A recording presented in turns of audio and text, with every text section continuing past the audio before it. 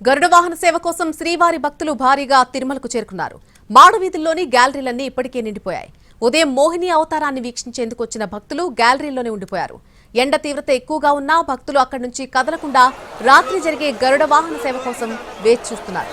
భక్తుల కోసం టీటీడీ అన్ని ఏర్పాట్లు చేస్తోంది. గ్యాలరీలోనే అన్నప్రసాదం, మంచినీరు అందిస్తోంది. మరిన్ని వివరాలు మా ప్రతినిధి మోహన్ ప్రసాద్ అందిస్తారు.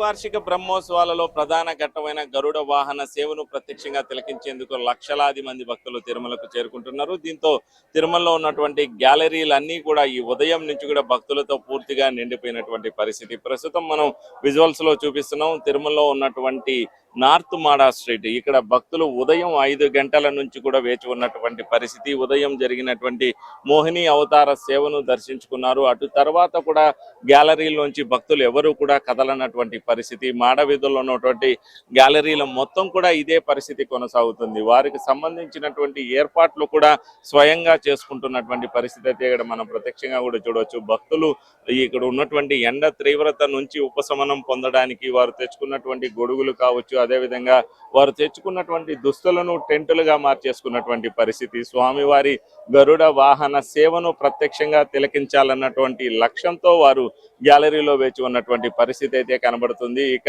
టీటీడీ కూడా ఉదయం నుంచి కూడా భక్తులకు, గ్యాలరీలో ఉన్నటువంటి భక్తులకు అన్నప్రసాదానికి సంబంధించి ఎలాంటి ఇబ్బందులు తలెత్తకుండా ఏర్పాట్లు చేసింది. ఉదయం నుంచి కూడా ప్రతి గంటకు ఒకసారి వారికి అన్నప్రసాద సౌకర్యాన్ని కల్పించేటటువంటి ఏర్పాట్లు చేశారు. అదేవిధంగా తాగునీటి సంబంధించిన వాటర్ బాటిల్స్ కావచ్చు, మజ్జిగ ప్యాకెట్లు కావచ్చు, ఇలా నిరంతరంగా కూడా పంపిణీ చేస్తున్నటువంటి పరిస్థితి అయితే కనబడుతుంది.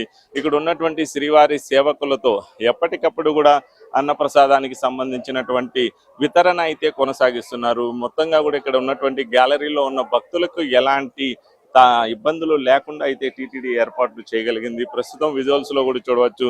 ఇక్కడ గ్యాలరీలో వేచి ఉన్నటువంటి భక్తులకు అన్నప్రసాద వితరణ కొనసాగిస్తున్నటువంటి పరిస్థితి.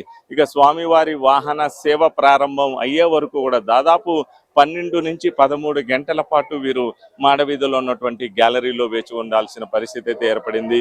మాడవీధిలో ఉన్న గ్యాలరీలో 1,80,000 మంది భక్తులు స్వామివారి వాహన సేవను ప్రత్యక్షంగా తిలకించేటటువంటి అవకాశం ఉంటుంది. ఇక ఆలయం ఎదురుగా ఉన్నటువంటి ఈస్ట్ మాడా స్ట్రీట్ సంబంధించినటువంటి గ్యాలరీలో రీఫిల్లింగ్ చేసేటటువంటి సౌలభ్యం టీటీడీకి ఉన్నటువంటి నేపథ్యంలో అదనంగా మరో 20,000 మంది భక్తులను ఈ ఈస్ట్ మాడా స్ట్రీట్ లో ఉన్నటువంటి గ్యాలరీలోకి అనుమతించేటటువంటి అవకాశాలు ఉంటాయి.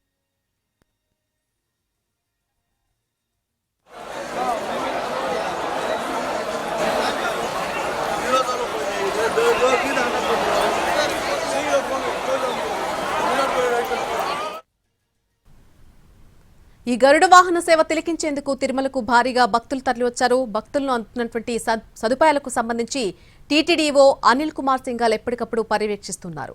ఎవరికైనా ఆరోగ్య ఇబ్బందులున్నా వెంటనే సిబ్బంది స్పందించి సహాయక చర్యలు అందిస్తున్నట్టుగా చెప్పారు. గరుడ సేవకు 1,50,000 మంది వీక్షించే అవకాశం ఉందని ఈవో తెలిపారు. మాడవీధుల్లోని గ్యాలరీలోకి చేరుకోకుండా ఉండిపోయిన వారికి బకూడా,